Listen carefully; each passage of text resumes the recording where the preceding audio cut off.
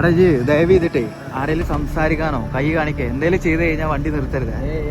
മനസ്സിലായോ? വണ്ടി സ്ലോ ആക്കുക പോലും ചെയ്യരുത്. ഒന്നും ഹംപിയിലെ നൈറ്റ് ലൈഫ്, ഇവിടെ എന്തെങ്കിലും ഇഷ്യൂസ് ഉണ്ടോ, എന്തെങ്കിലും ബുദ്ധിമുട്ടുകൾ ഉണ്ടോ, എന്തെങ്കിലും പ്രശ്നങ്ങൾ ഉണ്ടോ, എല്ലാം ഞാൻ നിങ്ങളുടെ മുന്നിലേക്ക് എത്തിക്കുന്നതായിരിക്കും. ഹംപി പകല് കാണുമ്പോ നല്ല ഭംഗിയായിരിക്കും കേട്ടോ, പക്ഷെ രാത്രി എന്താ അവസ്ഥ എന്ന് നമുക്ക് പറയാൻ പറ്റില്ലേ. ഇവിടെ വിരൂപക്ഷ ടെമ്പിള് രാവിലെ 7 മണിക്ക് തുറക്കും, എന്നിട്ട് രാത്രി 8 മണിയാകുമ്പോ ക്ലോസ് ആക്കും കേട്ടോ. പക്ഷെ ഇപ്പോ വിരൂപക്ഷ ടെമ്പിളിന്റെ ഈ ഒരു സൈഡ് പോയി കഴിഞ്ഞാൽ നമുക്ക് റെസ്റ്റോറന്റുകളും ഫുഡൊക്കെ കിട്ടുന്നത്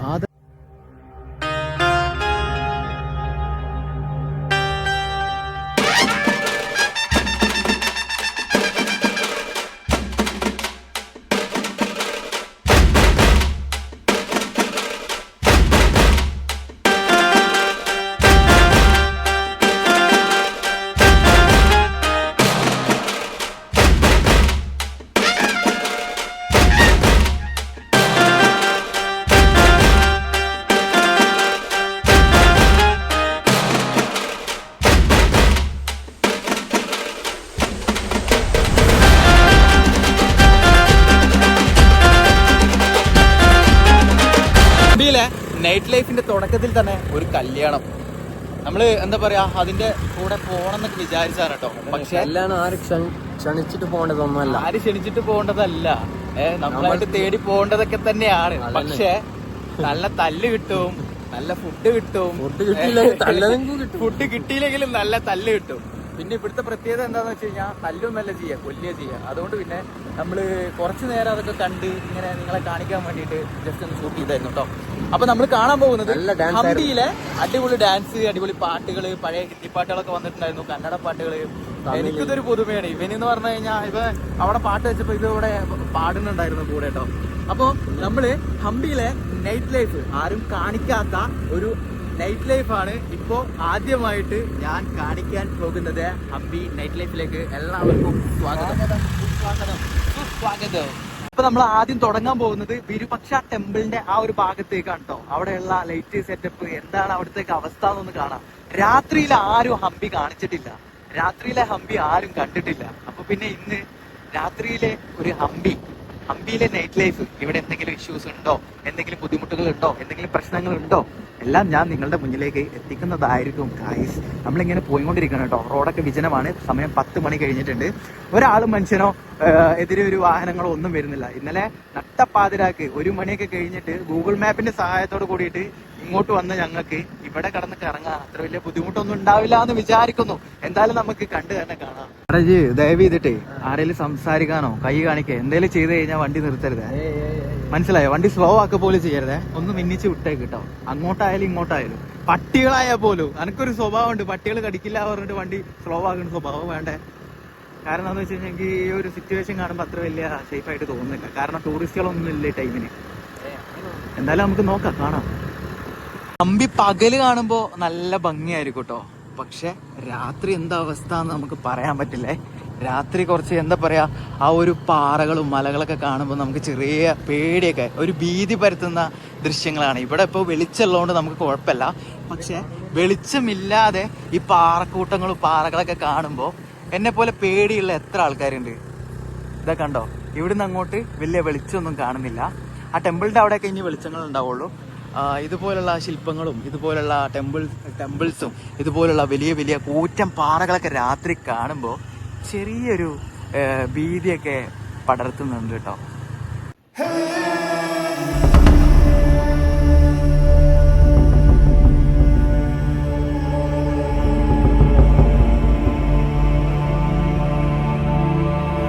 ഇവിടെ വിരൂപക്ഷ ടെമ്പിള് രാവിലെ 7 മണിക്ക് തുറക്കും, എന്നിട്ട് രാത്രി 8 മണിയാകുമ്പോൾ ക്ലോസ് ആക്കും കേട്ടോ. പക്ഷെ ഇപ്പൊ നമ്മളെ കടത്തി വിടുകയൊക്കെ ചെയ്തു.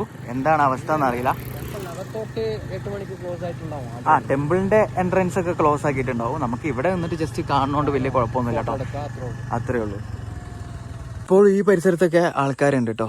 തീർത്ഥാടകരാണെന്നുണ്ടെങ്കിലും സഞ്ചാരികളാണെന്നുണ്ടെങ്കിലും കുറച്ചൊക്കെ കാണുന്നുണ്ട്. ഇനി ഇവിടുത്തെ ലോക്കൽസ് ആണോ എന്താണ് അവസ്ഥ എന്നറിയില്ല.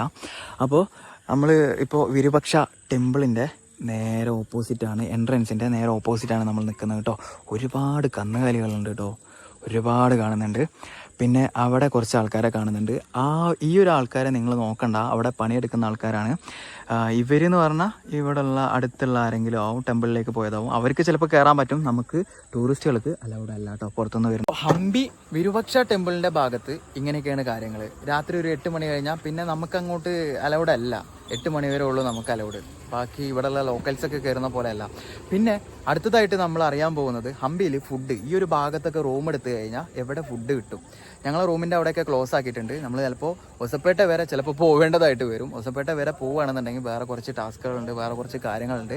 അത് നമുക്ക് മുന്നേ കാണാം കേട്ടോ, മുന്നിൽ തന്നെ കണ്ട് കാണാം. ഇപ്പോൾ വിരുപക്ഷ ടെമ്പിളിൻ്റെ ഈ ഒരു സൈഡ് പോയി കഴിഞ്ഞാൽ നമുക്ക് റെസ്റ്റോറൻറ്റുകളും ഫുഡൊക്കെ കിട്ടുന്നത് ആദര സ്പോട്ടുകളുണ്ടെന്ന് പറയുന്നത് കിട്ടും. അത് മറ്റേ ഹംപി മാർക്കറ്റ് അല്ലേ, ഹംപി ബസാർ അല്ലേ? രാത്രി നൈസായിരിക്കും. നൈറ്റ് ലൈഫ് ഇവിടെ അടിപൊളിയായിരിക്കും.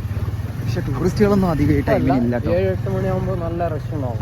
7-8 മണിയാകുമ്പോൾ ഇവിടുത്തെ ടൈമാണ്. അത്യാവശ്യം റഷ് ആയിരിക്കും കേട്ടോ. ഓക്കെ, ഇപ്പോഴും അത്യാവശ്യം ലൈറ്റ് സെറ്റപ്പ് ഒക്കെ കാണുന്നുണ്ട്. ഹംപി ബസാർ ഇവിടെ ഹോട്ടൽ, റെസ്റ്റോറൻറ്റ്, റൂംസ്, ഒരുപാട് ഷോപ്പുകൾ എല്ലാം കാണുന്നുണ്ട്. ഇവിടെ റെസ്റ്റോറൻറ്റുകളൊക്കെ ടൂറിസ്റ്റുകളില്ലാണ്ട് പൂട്ടിയിട്ടുണ്ട് കേട്ടോ. ഒരു വിധമൊക്കെ ക്ലോസ് ആണ്. ഇനി അങ്ങോട്ട് ഉണ്ടോ എന്ന് നോക്കാം. ഇതൊക്കെ വീടുകളാണ്, അതുകൊണ്ട് പിന്നെ കുഴപ്പമില്ല. നമ്മൾ അത്യാവശ്യത്തിന് എന്താ പറയുക, ഫുഡ് കിട്ടാതെ പണ്ടാരടങ്ങി നിൽക്കുന്ന നേരാണെന്നുണ്ടെങ്കിൽ അവരുടെ അടുത്ത് കുറച്ച് കെഞ്ചി കഴിഞ്ഞാൽ പിന്നെ നമുക്ക് ഈ യാത്രയിൽ എനിക്കുള്ള ഏറ്റവും വലിയ അഡ്വാൻറ്റേജസ് എന്താണെന്ന് വെച്ച് കഴിഞ്ഞാൽ, എനിക്ക് സംസാരിച്ച് പിടിച്ചിരിക്കാൻ ഒരാളുണ്ട്. കാരണം ഭാഷ അറിയുന്ന ഒരാൾ നമ്മളെ കൂടെ ഉള്ളത് ഇത്രയും ബെറ്ററാണ്. കാരണം എന്താണെന്ന് വെച്ചാൽ, അതിപ്പോൾ ഈ റൂമിൻ്റെ കേസ് ഞാൻ പറഞ്ഞു തരാം കേട്ടോ.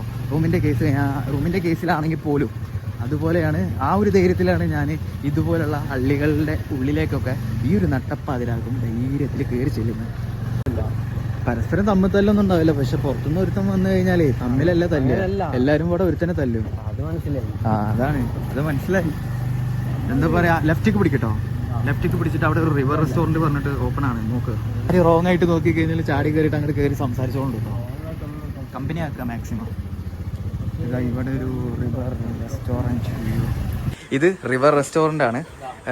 ഇവിടെ ഇരുന്നിട്ട് അങ്ങോട്ട് നോക്കിയിട്ട് ഫുഡ് കഴിക്കാം പകലൊക്കെ വന്നു കഴിഞ്ഞാൽ. അത് ആ വാഴത്തോട്ടാണ്ട് കഴിഞ്ഞാലേ, ഈ വാഴത്തോട്ടാണ്ട് കഴിഞ്ഞാൽ പിന്നെ അപ്പുറത്ത് പുഴയാണ്. അടിപൊളി വ്യൂ ഒക്കെ കണ്ട് ആസ്വദിച്ചിരുന്നിട്ട് നമുക്ക് ഇവിടെ നിന്ന് കഴിക്കാം കേട്ടോ.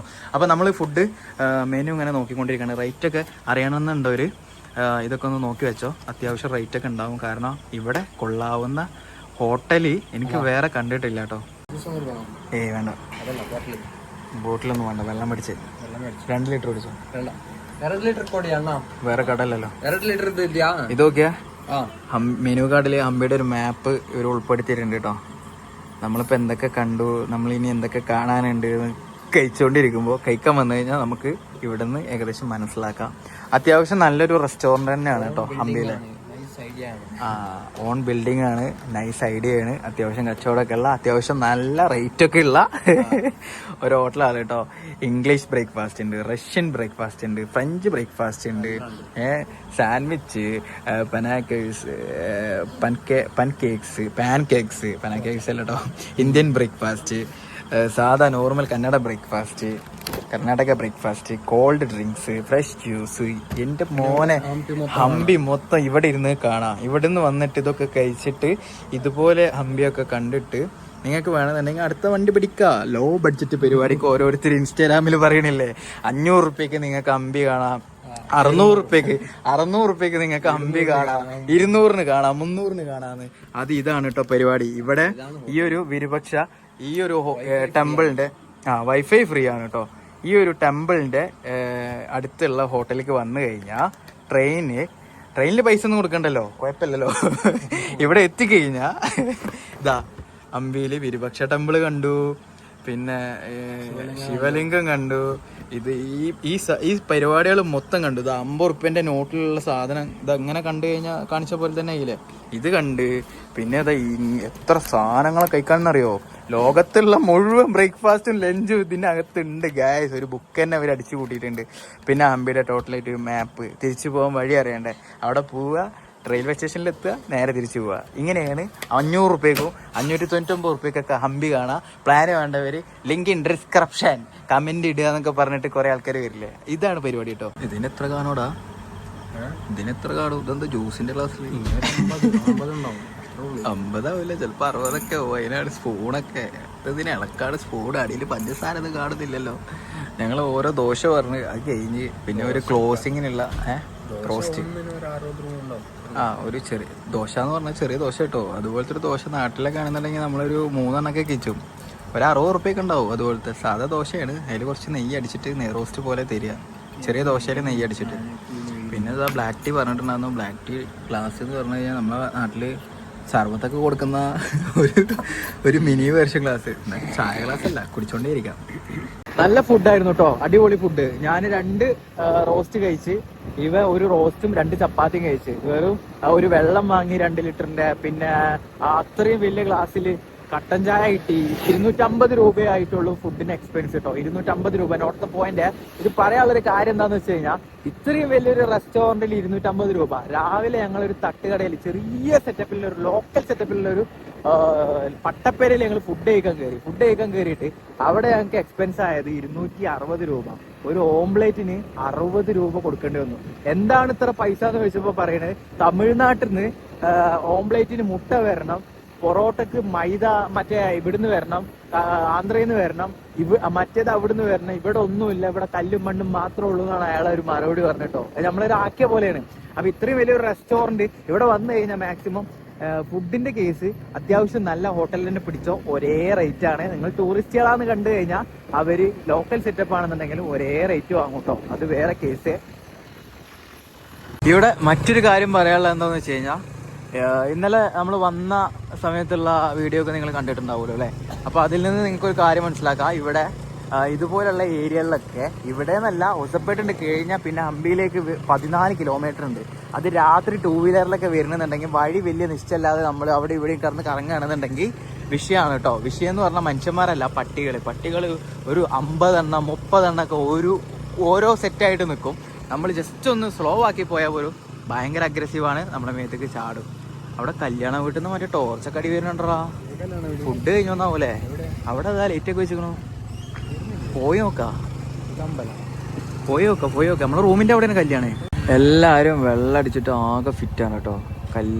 അവിടെ കല്യാണ പരിപാടിയാണ്ട് വഴിയിൽ മൊത്തം വെള്ളം അടിച്ചിട്ട് ഫിറ്റാണ്.